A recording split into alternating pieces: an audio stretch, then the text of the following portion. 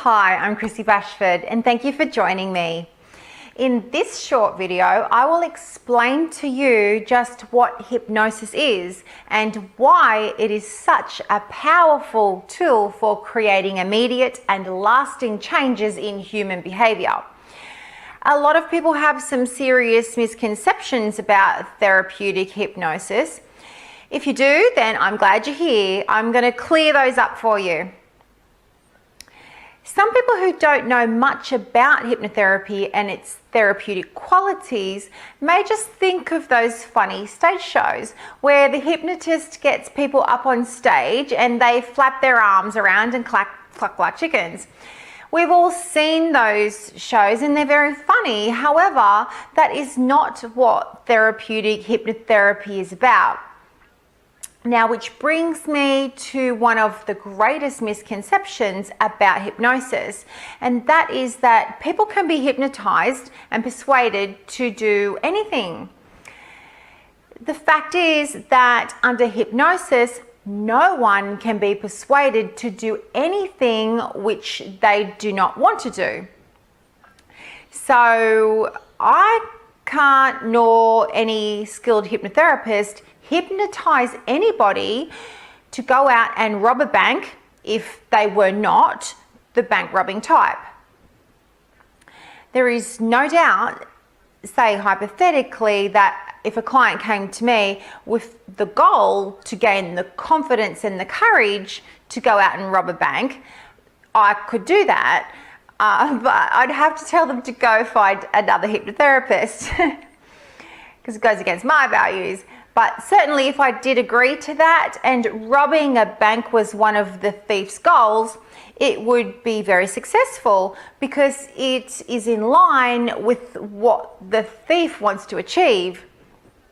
So getting back to the stage hypnosis shows, the subjects that get up on stage and cluck like chickens would be the personality type that would probably do it anyway. They would be the people that would be the extroverts. They would be the ones at a party that would be dancing on the table or would go and sing with the band anyway. And the hypnotherapist knows exactly which people are the best subjects to choose out of the audience. He's going to choose the extroverts, the ones that are going to make his job easier and his show more entertaining. He isn't going to choose the quiet, shy people out of the audience because showing off is not in their personality type. That would be too much work for him, and the show has to move quickly, so it'd take too much time if you use those subjects. I hypnotize people to roar like a lion and cluck like a chicken and do all sorts of silly stuff sometimes, but that isn't therapeutic. That's just for fun. And I'm all about hypnosis to heal and empower my clients, not make them cluck like chickens and do stupid shit. Even though it's funny. Hypnosis is used as a therapeutic tool for people that are committed to making changes in their life. It is a form of therapy that's safe, drug-free, and extremely effective in a very short amount of time.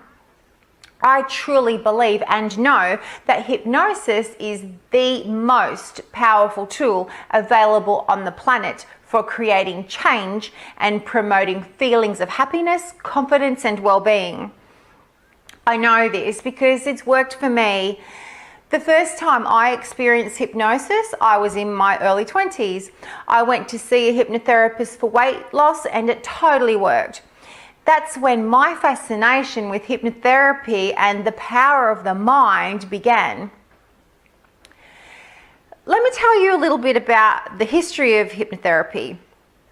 Hypnotherapy has a long and rich history as an extremely powerful healing therapy and has been an intricate part of the healing culture of many civilizations throughout history.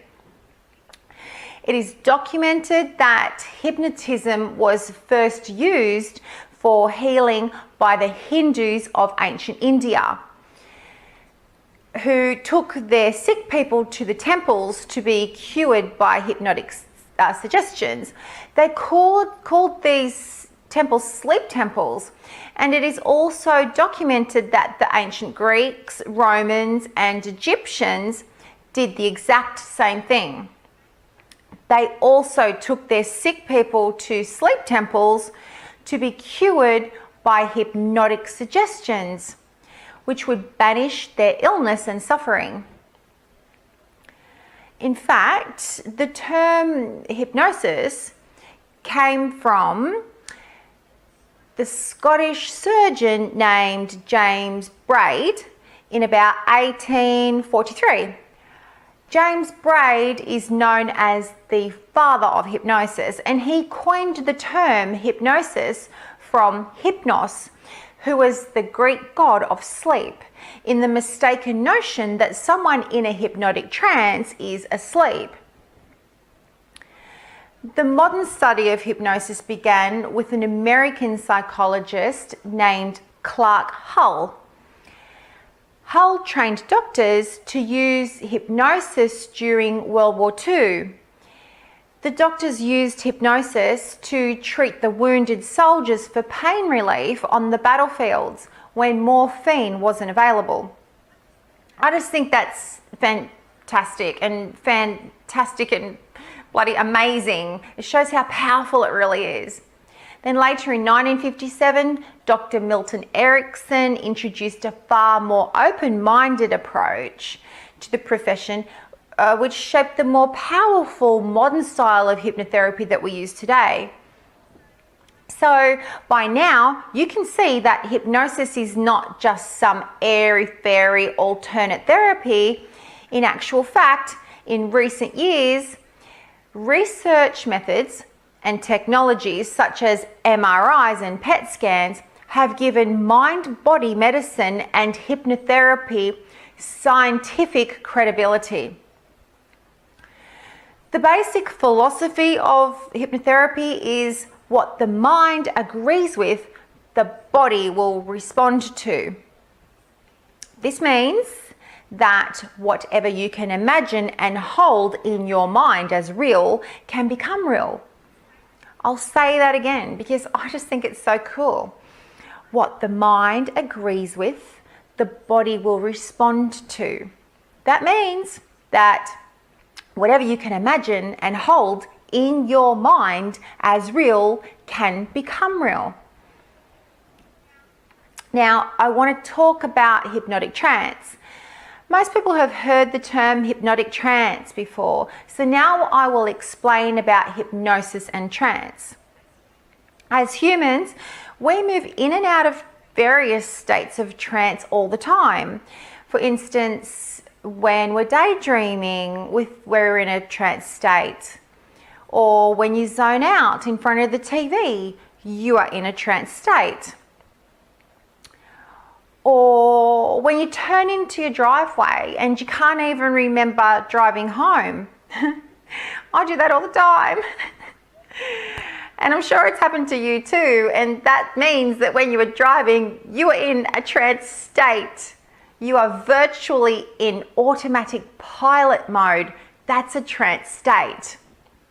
Or, you know, sometimes when you just find yourself staring at the ground, you're focused in one spot and you're just staring at it and you blur everything else out and you're blocking everything else out around you. That's a trance state.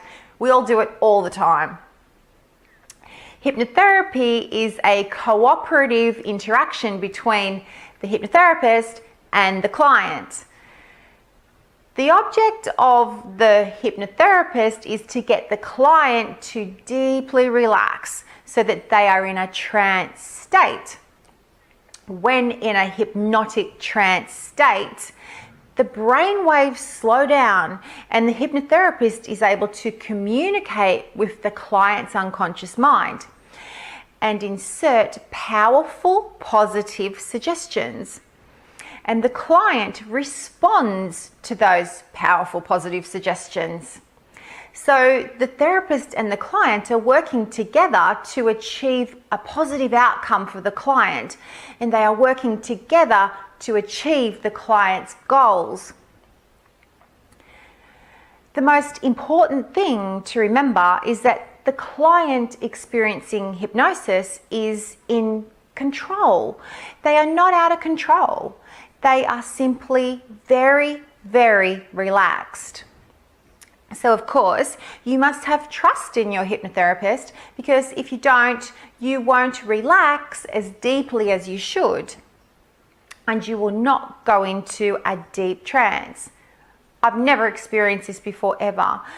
And also remember that no person can be hypnotized against their free will, and it is not possible to hypnotize a person to perform actions that are against their morals and their values. So, if you had any doubts or misconceptions about the benefits of hypnosis, I hope I've cleared them up for you. Thank you for watching, and I sincerely hope that this has helped you in some way. Big love to you, and bye for now.